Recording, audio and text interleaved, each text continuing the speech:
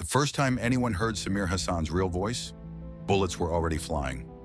For 8 months at the classified JSOC compound near the Syrian border, the Navy SEALs had known him as Samir the Translator.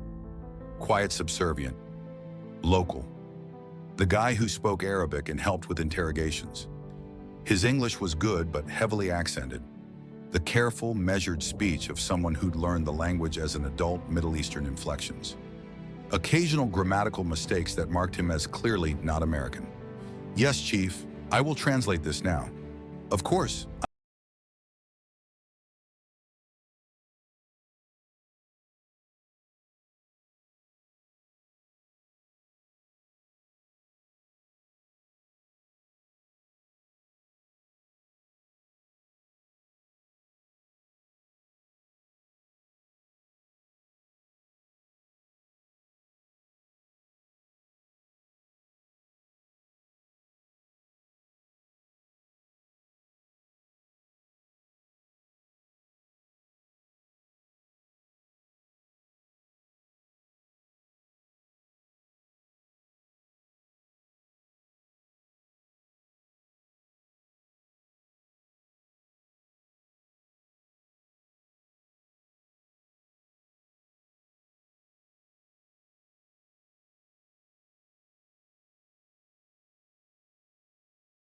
Full accent disappeared.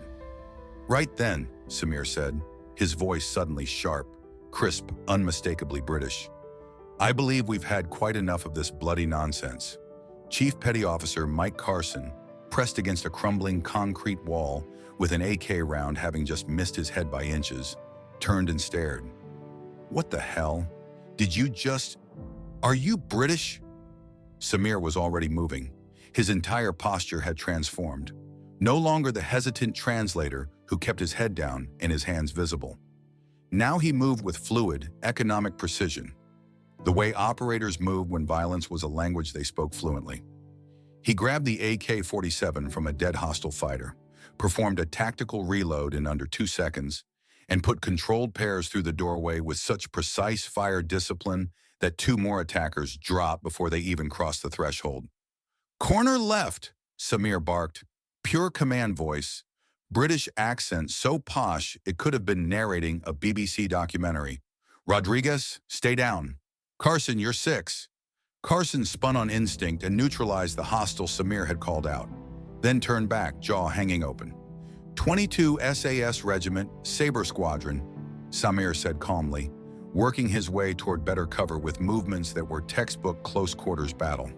12 years service, hostage rescue specialist counterterrorism. The full portfolio, really. He dropped to one knee, put 3 rounds through a hostile fighter emerging from the stairwell, and continued in that maddeningly polite British tone. "And if you gentlemen would kindly stop gawking and start providing suppressing fire,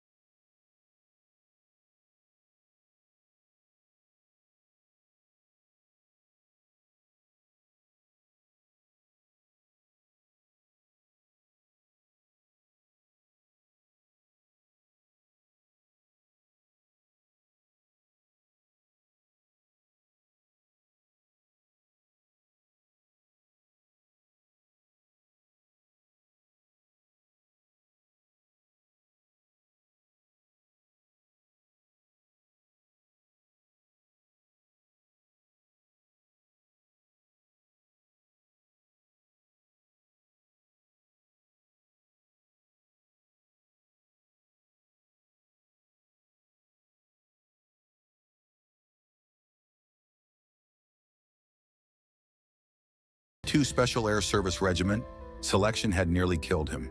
6 months of physical and psychological torture disguised as training. Of the 120 candidates who'd started, only 12 earned the sand-colored beret. Samir had been one of them. For 12 years, he'd served with the regiment counter-terrorism, hostage rescue, direct action raids, Iraq, Afghanistan, Syria, Yemen. Operations that would never be publicly acknowledged missions, where success meant nobody ever knew you'd been there. He'd earned his winged dagger badge, earned the respect of men who didn't give respect easily, earned commendations that sat in sealed files at Sterling Lines, the SAS headquarters at Hereford, then Damascus. 2020, a hostage rescue mission gone sideways. A bullet through his left shoulder that shattered the clavicle and ended his operational career. Medical discharge, honorable, generous pension. Thank you for your service. But Samir Hassan wasn't ready to go home to an office job in London, so he'd taken contract work. Translator, cultural advisor, civilian roles that kept him in the fight without requiring him to pass the physical standards he could no longer meet. And he'd hidden who he was, because telling American Special Operations Forces that you used to be SAS created complications, expectations, questions he didn't want to answer. Better to be invisible, better to make coffee and translate interrogation reports and stay quiet.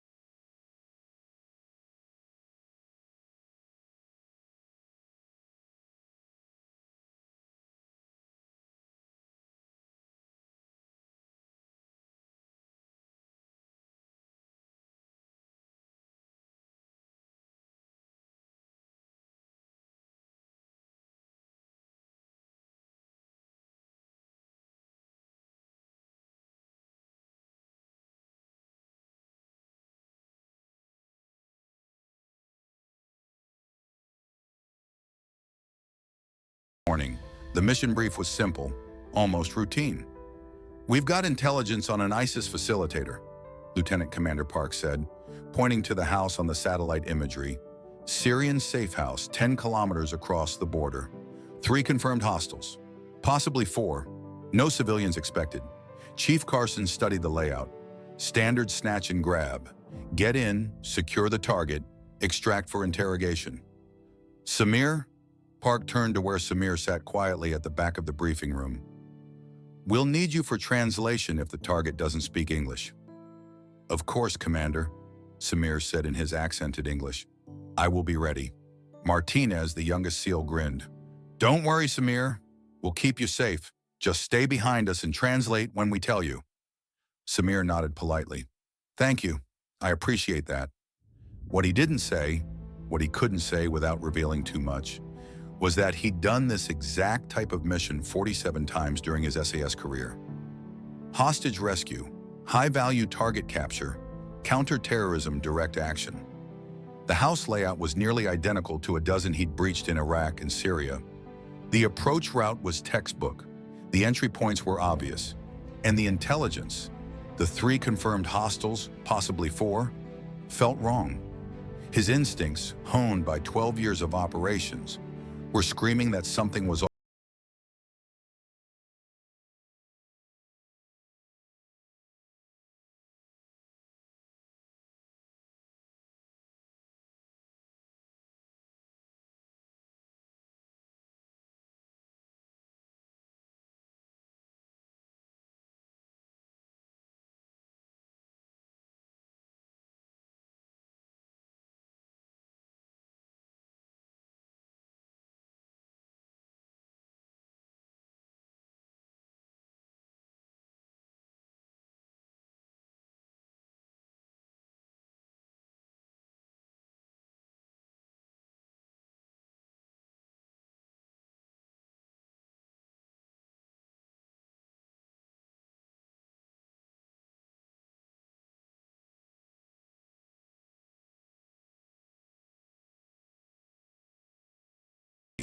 buried in the entryway. The blast wave blew Carson backward through the door.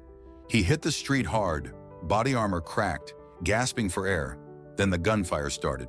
AK-47s, multiple shooters, from the windows, from the rooftop, from the building next door. This wasn't a safe house. This was a trap. "Ambush! Ambush! Fall back!" Park's voice over the radio, already hoarse from shouting. Martinez tried to drag Carson to cover. A burst of automatic fire kicked up dust around his boots. He went down with a round through his thigh, screaming. Rodriguez, positioned at the corner, took rounds to his plate carrier that knocked him flat.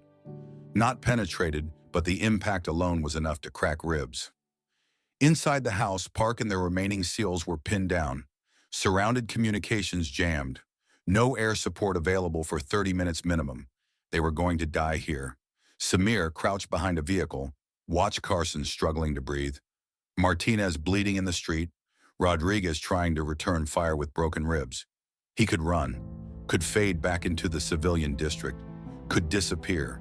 He was a contractor, not military. Nobody would blame him, but 12 years of training don't just disappear because you change jobs. And the regiment's motto wasn't, "Who dares wins unless it's dangerous." Samir made his decision in approximately 0.4 seconds. He grabbed the HK-416 rifle from the unconscious Carson, performed a tactical press check, confirmed a round in the chamber, switched the selector to semi-automatic. Then he moved. Not like a civilian,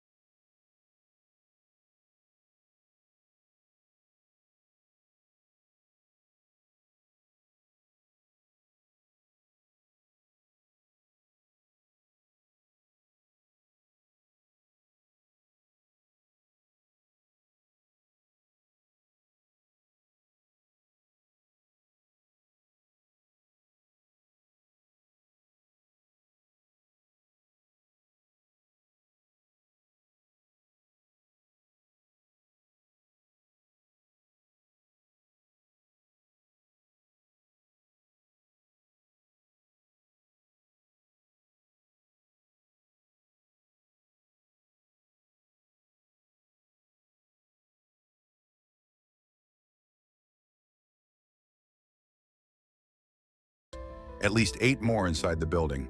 Standard room clearing problem. Standard CQB scenario. He'd trained for this at the killing house. He'd done this for real 47 times. Time to make it 48. Right then, Samir said, his British accent now impossible to hide. Let's get our people out, shall we? Rodriguez stared. Are you British? 22 SAS Regiment, Samir said calmly, putting 2 precise rounds through a hostile fighter emerging from a window. And I'm rather good at my job. Then he moved toward the house, and 6 Navy SEALs were about to learn what 12 years with the Special Air Service actually meant. Samir moved through the doorway of the target house like smoke, not rushing, not hesitating, just moving with the absolute confidence of someone who'd done this so many times it was as natural as breathing. The first hostile was positioned behind an overturned table. AK-47 pointed at the door, where Lieutenant Commander Park and 2 other SEALs were pinned down. Samir put 2 rounds through his head before the man even registered movement. Friendly, Samir barked in that crisp British accent. SAS! Don't shoot me, please! Park's head whipped around. What the hell? Explanations later, Commander. Right now, I need you to provide suppressing fire on that stairwell while I clear the ground floor. You're the translator. I'm SAS, you muppet. Now shoot! The sheer audacity of being called a muppet by the translator shocked Park into action. He laid down covering fire. Samir moved left. Cleared the first room with practiced efficiency.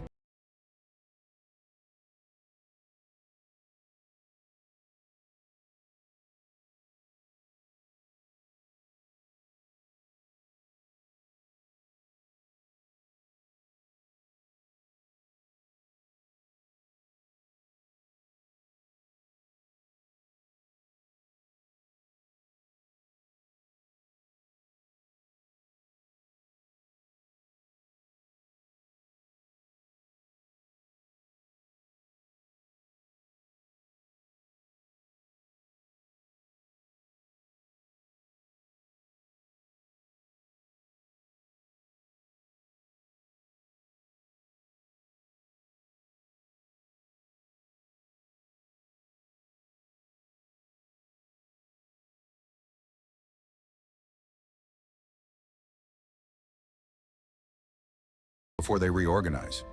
Who the hell are you? One of the SEALs, Petty Officer Jackson, demanded. Someone who's rather good at close quarters battle, Samir replied. Now, shall we rescue your mates or continue this lovely chat? Your choice, really. Park made the decision. Jackson, you're with Samir. Everyone else, bound overwatch Samir. Lead. It was the first time an American officer had given tactical command to the translator. Samir smiled slightly. Jolly good, follow me, gents, and do try to keep up. Samir took the stairs like a wraith. Every movement was calculated, every step placed precisely to minimize noise. His rifle was always up, always ready, eyes scanning threats even before they appeared. The first hostile at the top of the stairs died before he could shout a warning. 2 rounds, center mass, down. Corner left, Samir barked. Jackson swung left and dropped the hostile Samir had called, without even seeing the target. Pure trust in the call. Good man, Samir said. Room right, 2 tangos. They moved as a pair. Dynamic entry. Samir went high, Jackson went low. The 2 hostiles inside didn't stand a chance. When the smoke cleared, Jackson was staring at Samir with something like awe. Bloody hell, you move fast, Samir said cheerfully. For a Yank, you're quite competent. Despite the situation, despite being in the middle of a firefight, Jackson laughed.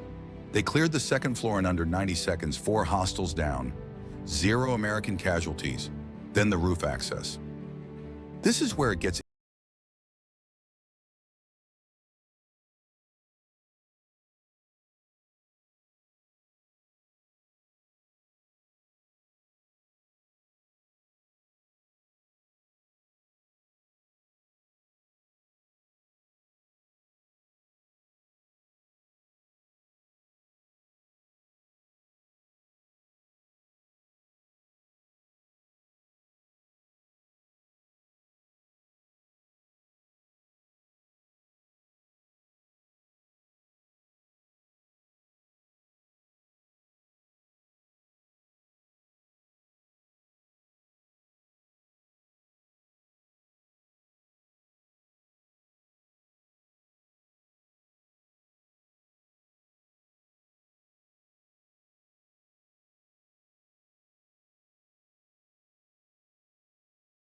regimen.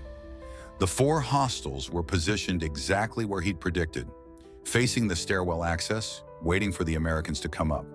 They had their backs to him. Rookie mistake. "Terribly sorry, lads," Samir said in his poshest British accent, "but you're rather in my way." They turned. Too slow. Samir's rifle barked 4 times, 4 shots, 4 bodies. The entire engagement took 1.7 seconds. When Park and the SEALs emerged from the stairwell seconds later, they found Samir calmly performing a tactical reload. "Roof secure," he said pleasantly. "Shall we collect your wounded and extract? I believe we've overstayed our welcome." The extraction was textbook. Samir covered their movement back to the vehicles with suppressing fire that was so precisely placed it kept the remaining hostile fighters pinned down without requiring excessive ammunition. When they reached the vehicles, Carson was conscious again, Martinez's leg wound was bandaged, and Rodriguez was functional despite his cracked ribs. They loaded up and crossed back into Allied territory with no further contact. The entire drive back to the compound was silent except for the radio chatter coordinating their return. Finally, Martinez spoke from the back of the vehicle, his voice weak from blood loss, but carrying something like wonder. "Samir, what the hell just happened back there?" Samir, sitting in the passenger seat, still in his civilian clothes now covered in dust and gunpowder residue, turned and smiled. "I stopped pretending to be a translator, mate, rather liberating."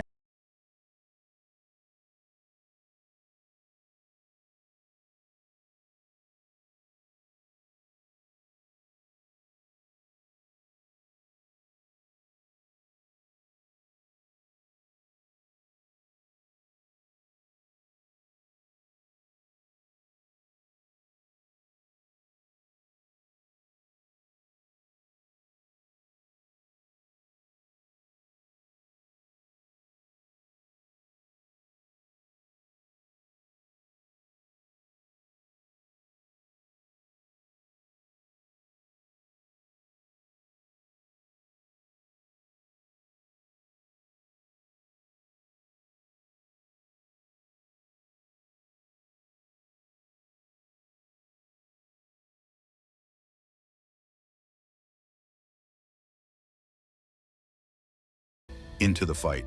"You could have run." "Yes, well," Samir said, his British accent somehow making even this sound polite. "Old habits and all that. When people need help, you help them. That's what the regiment taught me. Who dares wins isn't just about courage. It's about not abandoning your mates when it matters." Carson extended his hand. "I'm sorry we treated you like a translator?" Samir shook his hand. "That's what I was. That's what my contract says. You treated me with respect. That's all anyone can ask." "You saved our lives," Martinez said. "Yes, well," Samir smiled. "Try not to make a habit of walking into ambushes, and we'll call it even." Despite everything, despite the injuries, the near-death experience, the shock of discovering their translator was SAS, they all laughed.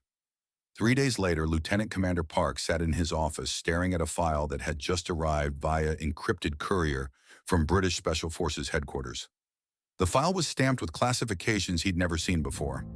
MI6, UKEYESONLY, SPECIALPROJECTS. But someone at JSOC had pulled serious strings to get a redacted version cleared for American viewing. Subject: Hassan Samir. Captain, Renamrier. Service: 22 Special Air Service Regiment, 2008 to 2020. Specialization: counterterrorism, hostage rescue, direct action. Operational summary: 47 confirmed combat operations, detailed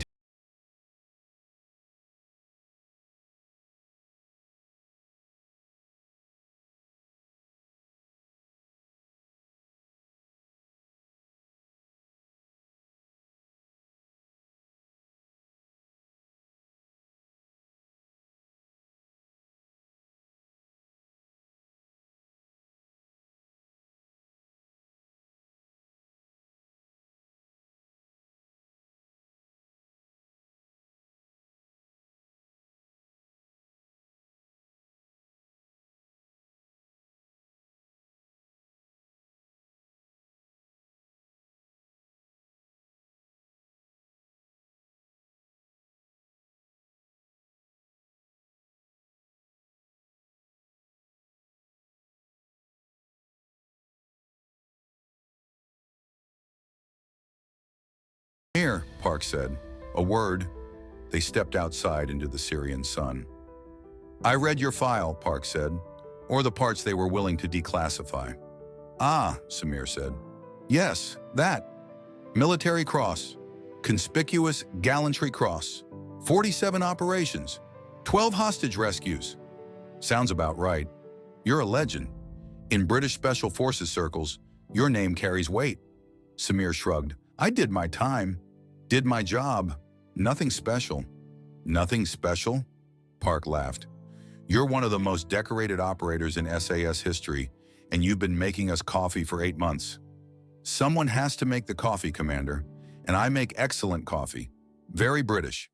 Park studied him. Why didn't you tell us? Because that's not who I am anymore. I left that behind when I left the regiment. I'm a translator now. That's a perfectly respectable profession. But you came back into the fight. Yes, well, Samir smiled that gentle British smile. When your mates are in trouble, you don't really have a choice, do you? That's what the training teaches you. The badge might come off, but the responsibility doesn't. Park extended his hand. Thank you for saving my team, for being there when we needed you. Samir shook it. Anytime, Commander. Literally, I'm on contract for another 6 months. About that, Park said, how would you feel about being more than just a translator? Officially joining the mission planning, teaching us some of that SAS close quarters magic. I thought